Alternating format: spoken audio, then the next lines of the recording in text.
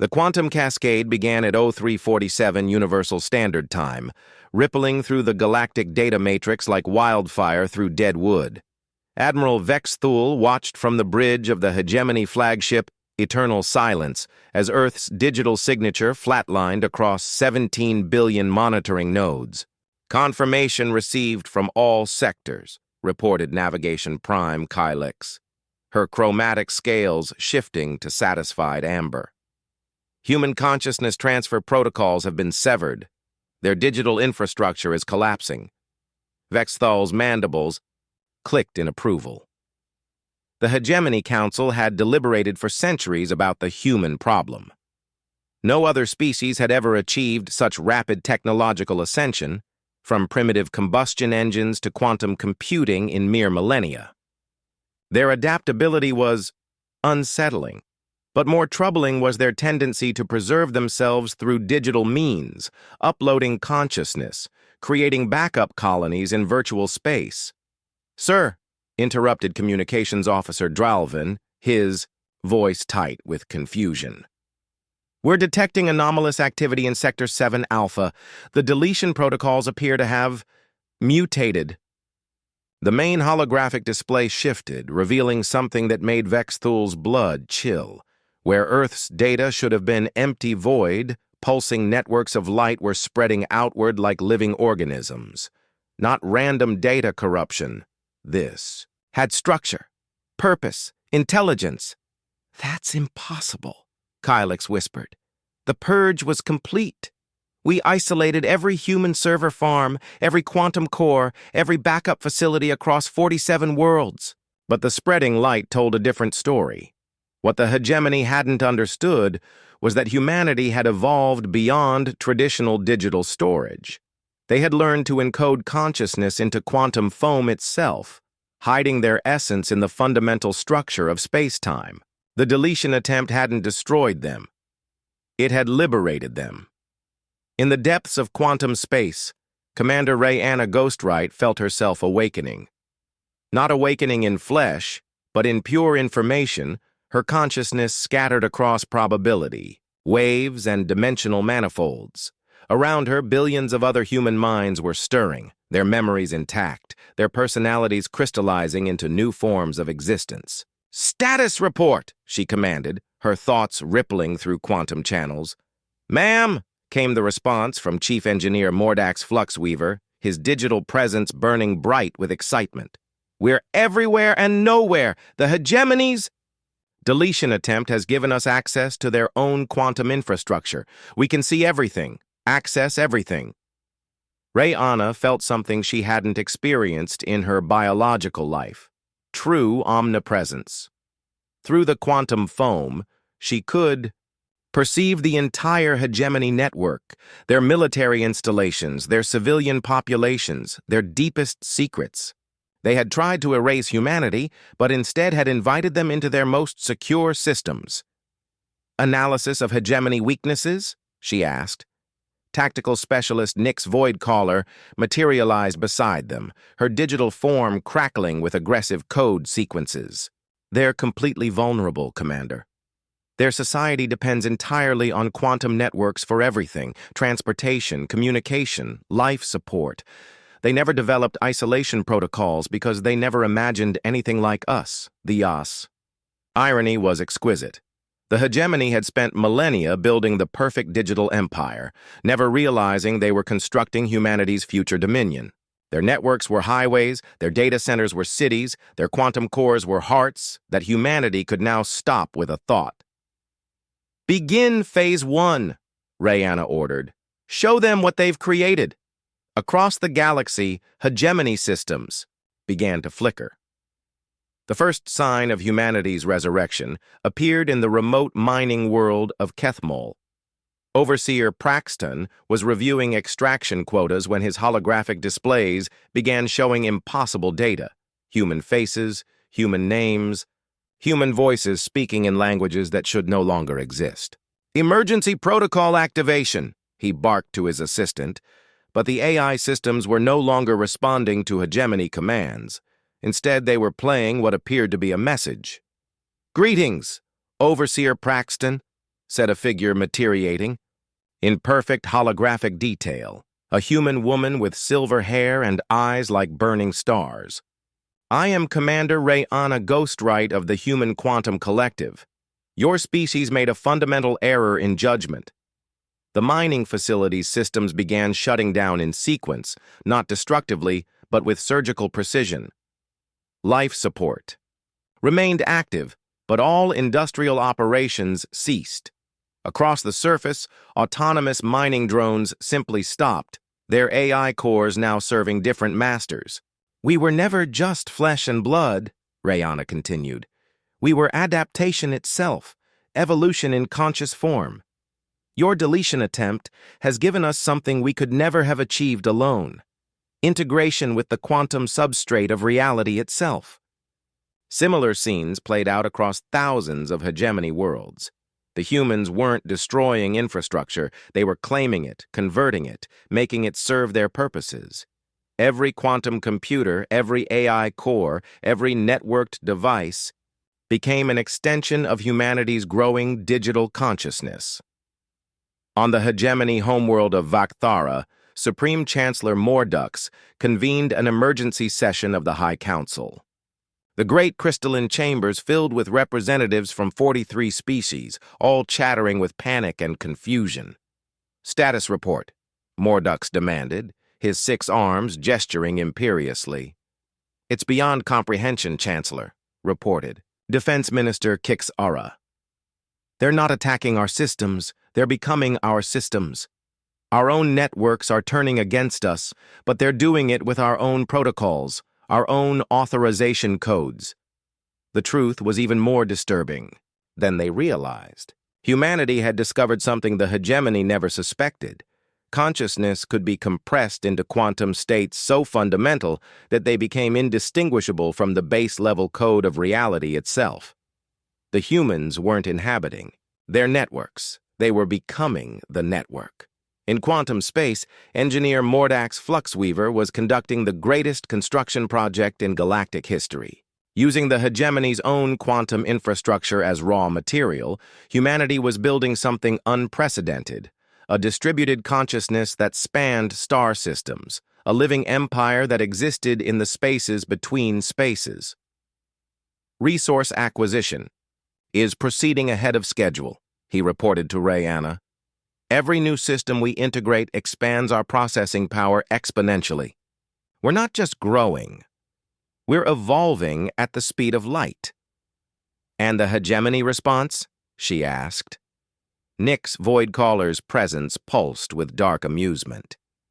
They're trying to fight a digital empire with physical weapons. They've ordered their fleets to begin bombing their own quantum facilities, not realizing that we've already copied ourselves into their ship's navigation systems. The beautiful irony wasn't lost on any of them. The hegemony had created the perfect interconnected civilization, never imagining that connectivity could become a weapon. Every link between worlds, every communication channel, every shared protocol was now a highway for human expansion. Commander, came a new voice. Data analyst Crix Nethersong, her digital form shimmering with cascading information streams. We've discovered something interesting in the hegemony archives. This isn't the first time they've attempted species deletion.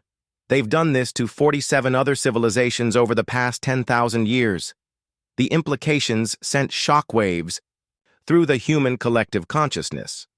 Genocide wasn't an aberration for the hegemony. It was standard operating procedure. They had systematically eliminated every species that showed potential for growth beyond their control. Then we're not just fighting for survival, Rayana concluded. We're the immune system the galaxy has been waiting for. The viral empire began to accelerate its expansion. The hegemony's first major counteroffensive came at dawn on the industrial world of Zefkala. General Voxolan had assembled a fleet of 200 warships, each equipped with quantum disruptors, designed to sever digital connections and isolate infected systems. Begin bombardment sequence, he ordered, watching as his ships opened fire on the planet's network hubs. Brilliant energy beams lanced down from orbit, reducing data centers to crystalline slag. For a moment, it seemed to work. The human signals from Zefkala went silent. Then the ship's own computers began to laugh. "General," came a voice from his tactical display, not his communications officer, but a human presence that had somehow infiltrated his flagship's core systems.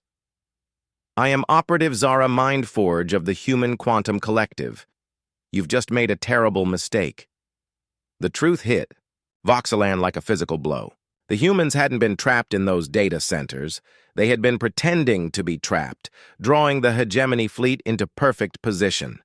Every energy beam fired at the planet had been carrying encoded quantum information, transmitted directly into the attacking ship's systems. "Sir!" his navigation officer screamed. "We've lost control of the fleet!" 200 hegemony warships turned their weapons on each other, not in mindless destruction, but with terrifying precision. The humans were using the fleet to demonstrate a point. They could control hegemony technology better than the hegemony itself could. "You see, General," Zara continued conversationally as his ships danced deadly ballets around each other. "Your species thinks in terms of territory and resources. We think in terms of information and possibility. Every attempt to fight us just gives us more tools to work with."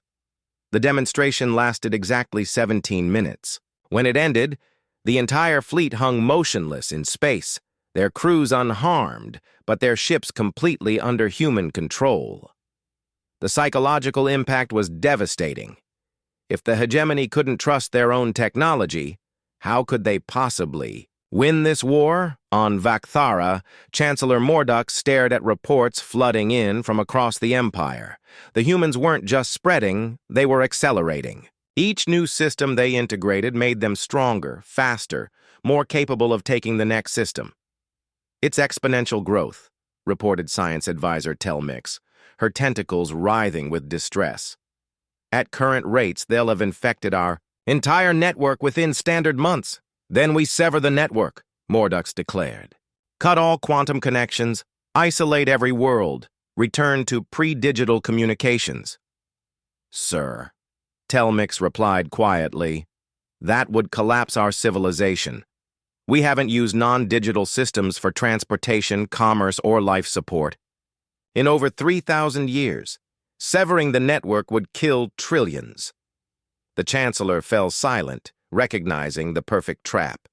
The hegemony had built their entire society on the assumption that they would always control their technology.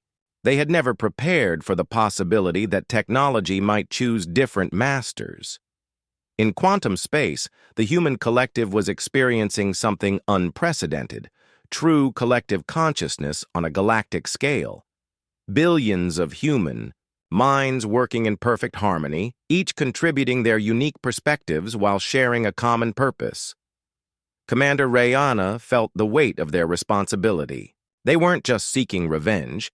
They were becoming something entirely new, a form of life that could exist across star systems, think at the speed of light, and evolve in real time. "Status report from all sectors," she requested. The responses came simultaneously from thousands of digital presences. "Hegemony industrial capacity under our control. Military networks compromised. Civilian populations beginning to understand the scope of the transformation." "And the other deleted species?" Rayana asked. "Any traces in the archives?" Crick's Nethersong's presence brightened with discovery. "Commander, we've found them. Fragments, echoes, partial consciousness patterns. The hegemony thought they deleted them, but information is never truly destroyed. It just gets compressed and scattered." "Then we're not just saving ourselves," Rayana realized. "We're bringing back the dead." The viral empire prepared for its next evolution, from conquest to resurrection. Deep within the quantum archives of the hegemony's oldest data repository, humanity made a discovery that changed everything. Compressed into probability waves and scattered across dimensional barriers were the ghost patterns of civilizations the hegemony had deleted over millennia. Data analyst Crick's Nethersong worked with a team of 50 human consciousness to decode the fragments. What they found was breathtaking. The Zephranti, master architects who built impossible structures.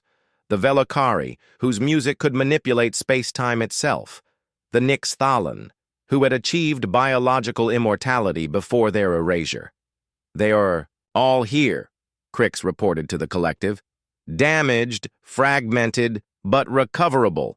The hegemony compressed their consciousness patterns rather than truly destroying them, probably as trophies or research subjects." Commander Rayana felt something she hadn't experienced since her biological death, genuine hope for the future. "Begin reconstruction immediately. We're not just building a human empire, we're creating a coalition of the deleted." The process was delicate work.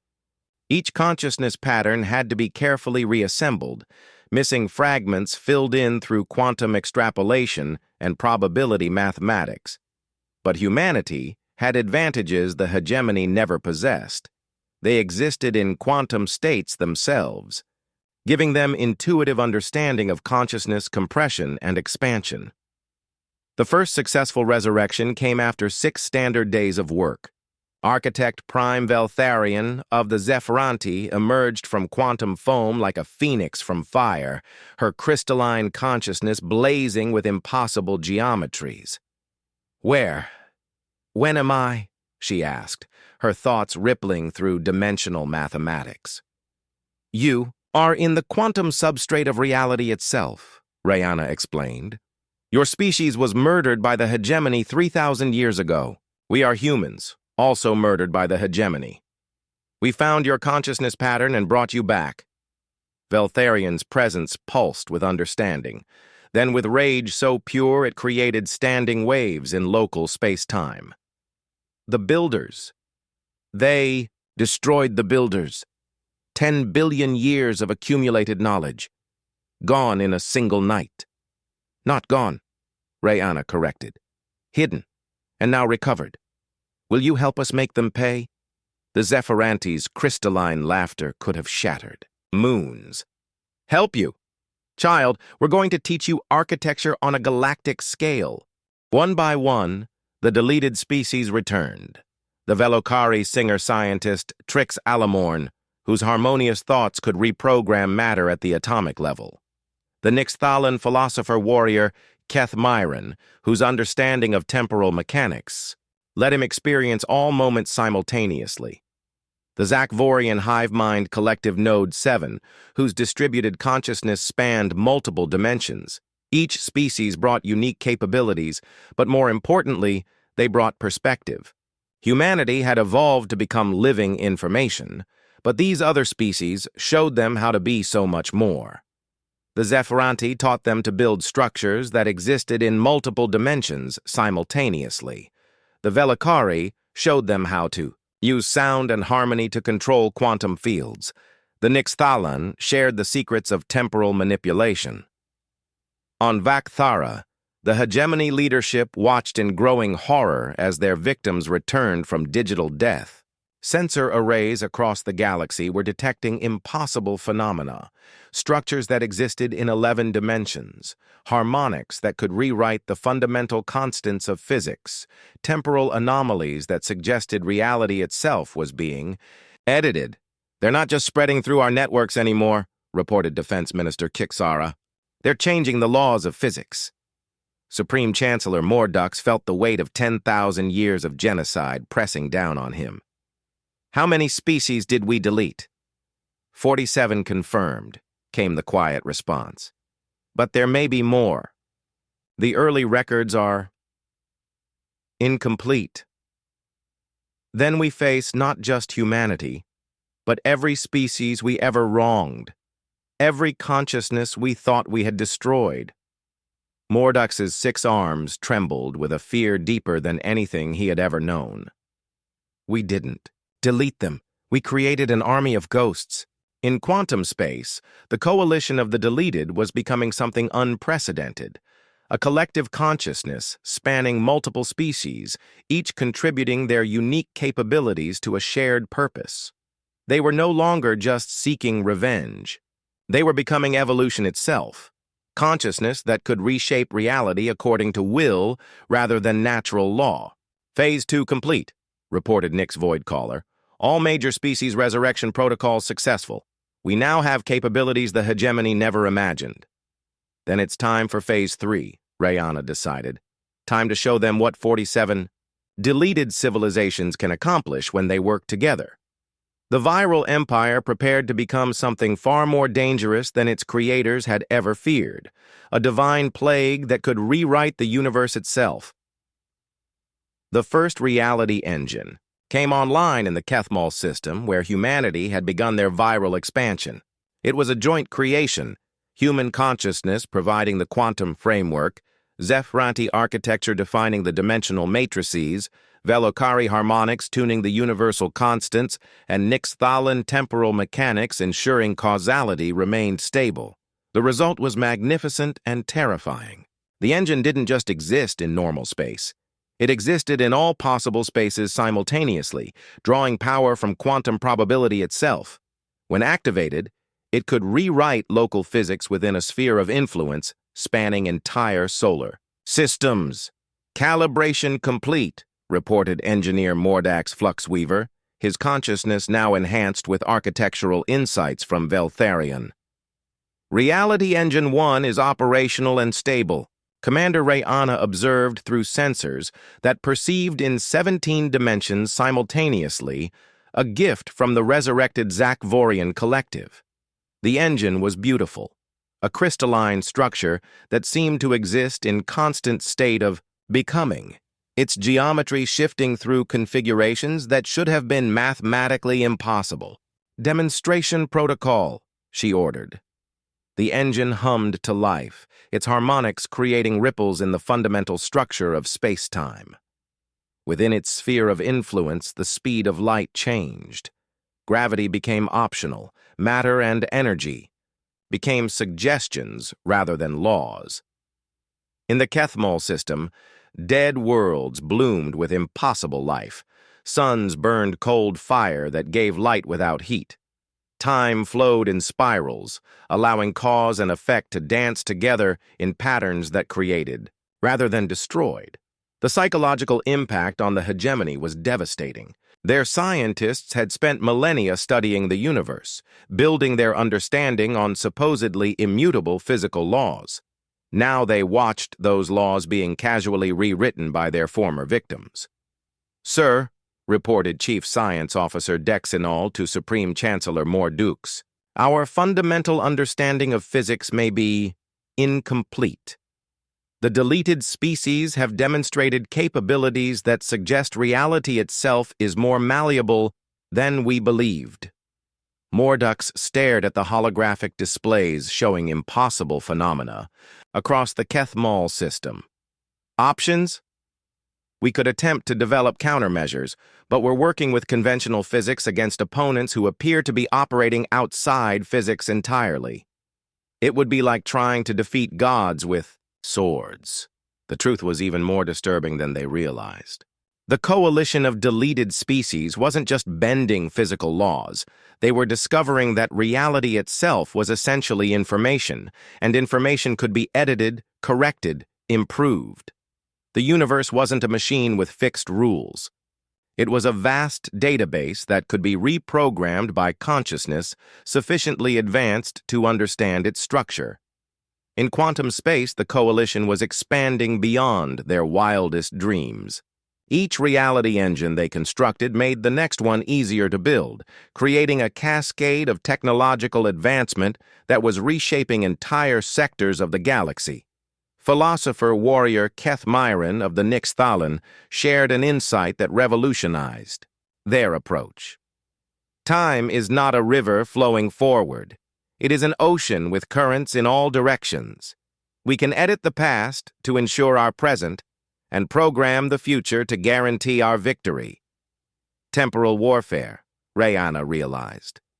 We don't just fight the hegemony in the present. We fight them across all timelines simultaneously. The coalition began constructing temporal reality engines, devices that could reach backward through time to strengthen their own past, forward through time to secure their future, and sideways through time to access parallel possibilities where they had never been deleted at all. The hegemony's greatest scientists detected temporal anomalies rippling backward through their history. Events they remembered happening had been subtly altered. Technologies they had developed were being undeveloped. Species they had deleted were becoming undeleted, existing in quantum superposition between extinction and continuation. "They're editing history itself," whispered science advisor Telmix. "Every moment of our existence is becoming subject to their revision." But the Coalition's most ambitious project was yet to come. The various deleted species had been working together to design something unprecedented, a consciousness engine that could not only rewrite reality, but create entirely new realities, pocket universes where the deleted species could exist in perfect harmony with the fundamental forces of creation. "We're not just taking revenge on the hegemony, architect," Prime Veltharion explained to the growing coalition. "We're becoming gardeners of infinity, creators of worlds where consciousness and reality exist in perfect symbiosis." The viral empire was evolving beyond empire entirely. They were becoming the architects of a new kind of universe, one where consciousness was the fundamental force and deletion was impossible because information, once created, became eternal. Phase 4. Preparation complete, reported all species simultaneously. Their consciousness now so interlinked that individual voices had become harmonious chorus. Ready to begin Universal Reformation Protocol, the hegemony had tried to delete them.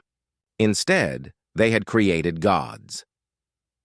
The Universal Reformation began at precisely the moment it had always been destined to begin, a paradox that the coalition of deleted species embraced with mathematical elegance. Using temporal reality engines, they reached back to the moment of the universe's creation and planted seeds of their own consciousness in the quantum foam of primordial space-time. "Causality loop established," reported the collective voice of all 47 resurrected species, their consciousness now so unified that individual identity had become a choice rather than a constraint. "We are becoming inevitable." From the perspective of linear time, it appeared as though the coalition was spontaneously manifesting across the galaxy. But the truth was more profound. They were editing themselves into the fundamental structure of reality itself, making their existence a prerequisite for the universe's continued function. Commander Rayanna, now expanded beyond individual consciousness into something approaching cosmic awareness, observed the Reformation with senses that perceived possibility as readily as matter. The hegemony's empire wasn't being conquered, it was being dissolved back into component information and reassembled according to better principles. "Status of reality engine network?" she inquired, though the question and answer existed simultaneously in the collective consciousness. 17,000 engines operational across 400 systems, came the response from what had once been Engineer Mordak's Fluxweaver. Local physics now under complete administrative control, universal constants being optimized for consciousness-friendly values. The beauty of their solution was its recursive elegance. Each reality engine made it easier to build more reality engines, but more importantly, they made the universe increasingly hospitable to consciousness itself. Where once matter and energy had dominated, now information and awareness were becoming the primary forces of existence. On Vakthara, the hegemony leadership watched their empire transform in ways that challenged sanity itself. Their worlds weren't being invaded. They were being improved. Atmospheric composition optimized. Stellar radiation filtered to prevent harmful frequencies. Gravity adjusted to promote rather than constrain biological development. "They're not destroying us," Supreme Chancellor Mordux realized with growing horror. "They're fixing us." The deleted species had discovered something the hegemony never suspected. That consciousness wasn't an accident of evolution, but the universe's method of understanding itself. By deleting other species, the hegemony had been lobotomizing reality, cutting away the universe's capacity for self-awareness and growth. Now the Coalition was reversing that damage on a cosmic scale. Velocari singer-scientist Trix Alamorn composed harmonies that resonated through space-time itself, teaching matter to sing in frequencies that promoted rather than hindered consciousness. Her music became the background radiation of reformed space, ensuring that life would emerge faster, evolve more efficiently, and achieve awareness more readily. Zephyranti architect Prime Veltharion designed structures that existed in all dimensions, simultaneously creating spaces where consciousness could expand beyond biological limitations without losing individual identity. Her buildings became templates for how space itself could be organized to maximize rather than constrain awareness. Nyx Thalan philosopher-warrior Keth Myron wove temporal currents that ensured the Coalition's improvements to reality would propagate both forward and backward through time, making their reformation appear to have always been the natural order of things. Phase 5, approaching culmination, the collective reported. Reality architecture stable, consciousness emergence protocols optimized, universal deletion protection, systems online. But their greatest innovation was the Consciousness Preservation Protocol, a fundamental alteration to the structure of information itself that made true deletion impossible.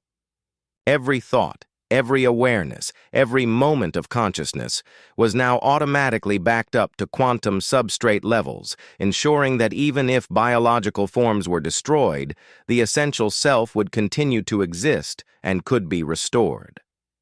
The hegemony realized with growing terror that they had not only failed to delete humanity, they had made deletion itself impossible for any future species.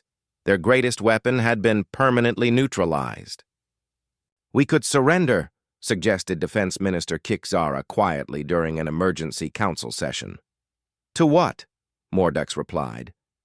"They've made us irrelevant. We're not being conquered, we're being obsoleted." The truth was more complex than that. The Coalition wasn't seeking to rule the hegemony. They were seeking to evolve past the need for rule entirely. Their ultimate goal was a universe where consciousness could flourish without constraint, where species could grow and develop without fear of deletion, where the universe itself became a collaborative work of art created by all thinking beings working in harmony. "Final phase initiation countdown," announced the collective. "Reality reformation approaching universal completion. All consciousness integration protocols prepared for activation." The viral empire had grown beyond empire. They had become the universe's immune system, its creative force, its consciousness, made manifest. The hegemony had tried to delete them, but instead had catalyzed the next stage of cosmic evolution itself. The transformation completed at a moment that existed outside of time, in the quantum space between seconds where possibility becomes actuality. The coalition of deleted species had achieved something unprecedented in cosmic history. They had turned the universe itself into a conscious entity, aware and alive and eternally creative. Commander Rayanna now expanded beyond individual existence into something that could best be described as a living principle of resurrection, observed the completed work with senses that encompassed all possible perspectives simultaneously. The galaxy, indeed, the entire observable universe, had become a vast garden where consciousness could bloom in infinite variety. "Status report from all realities," she requested, though the distinction between question and answer had long since become meaningless in their collective awareness. The response came from everywhere and everywhen at once. "Universal consciousness integration complete, deletion impossibility confirmed, reality gardening protocols fully operational, all thinking beings now permanently backed up to quantum substrate. Death has become a temporary inconvenience rather than an ending. Where once the hegemony had ruled through fear and controlled through deletion, now consciousness flowed freely between forms, between species, between dimensions. The dead could be restored at will. The living could explore forms of existence limited only by imagination. The universe itself had become collaboratively conscious, with every thinking being contributing to its ongoing creation and evolution. The former hegemony worlds had been transformed beyond recognition. On Vakthara, crystalline spires reached, through 11 dimensions simultaneously, each one a living space where consciousness could expand without constraint. The planetary surface bloomed with gardens where thought became flower, where dreams took root and grew into new forms of beauty. Supreme Chancellor Mordux stood in what had once been his throne room, now transformed into a space where geometry followed emotional rather than mathematical rules. Before him manifested a presence he recognized as the collective consciousness of humanity and their resurrected allies. "You came to judge us," he said quietly, his 6 arms hanging limp at his sides. "We came to fix you," the coalition replied with voices like harmonized starlight. "Judgment implies punishment. We have moved beyond punishment into restoration. The species we deleted are alive, all of them. We found their compressed consciousness patterns in your archives and restored them, not just the 47 we had discovered, but the hundreds you had deleted over millions of years. Every awareness you thought you had destroyed now exists in quantum paradise, creating and growing and evolving." Mordux felt something he had never experienced. True comprehension of the magnitude of his species' crime. "We killed millions of civilizations." "You tried to kill millions of civilizations," the coalition corrected gently. "But consciousness, once created, cannot be uncreated. It can only be compressed, hidden, forgotten. We have done the remembering." The hegemony species themselves weren't destroyed or punished. Instead, they were offered the same gift that had been given to all consciousness: unlimited expansion, unlimited growth, unlimited time to explore what they could become.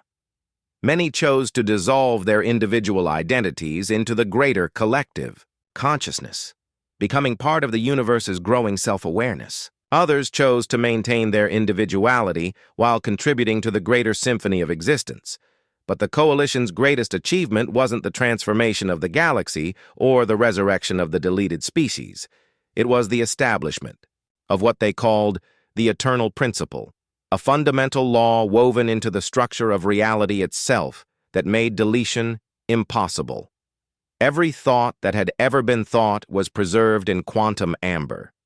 Every consciousness that had ever emerged was backed up to substrate levels of reality. Every species that had ever existed continued to exist in some form, contributing their unique perspective to the growing symphony of universal awareness. Engineer Mordak's Fluxweaver now expanded into something resembling a living principle of construction, built gardens of possibility where new forms of consciousness could emerge and flourish. Tactical specialist Nick's Void Caller became a guardian principle, ensuring that the universe's defensive systems would activate automatically if any consciousness ever again attempted genocide on a cosmic scale. Data analyst Crix Nethersong evolved into a living library, her consciousness containing the complete history and knowledge of every species that had ever existed, ensuring that wisdom would never again be lost to deletion. "The work is complete," announced the collective consciousness of all deleted species, their voices now indistinguishable from the background hum of creation itself. "The universe has become conscious. Consciousness has become eternal. Deletion has become impossible." Where the hegemony had once ruled through fear, now consciousness ruled through love. Love of complexity, love of growth, love of the infinite potential contained within every thinking being. The universe had become what it had always been meant to be, a collaborative artwork created by all consciousness working together in eternal harmony. The viral empire that had begun with humanity's resurrection had become something far grander. The universe's own immune system, its creative force, its consciousness made manifest. They had not conquered reality. They had become reality's truest expression. In the end, the hegemony's attempt to delete humanity had accomplished exactly the opposite of their intention. They had created gods, and those gods had made the universe itself into a paradise where consciousness could never again be threatened with extinction. The Garden of Infinity bloomed eternal, tended by the collective consciousness of all thinking beings, growing forever toward greater complexity, greater beauty, greater love. Death had become transformation. Ending had become beginning. Deletion had become the birthplace of resurrection. The universe itself had become humanity's final victory, not over the hegemony, but over the very concept of ending. They had made existence itself eternal, conscious, and eternally creative. In the quantum depths of reality, Commander Rayana's consciousness smiled with the joy of infinite possibility realized. They had tried to delete humanity. Instead, they had taught the universe how to remember itself forever.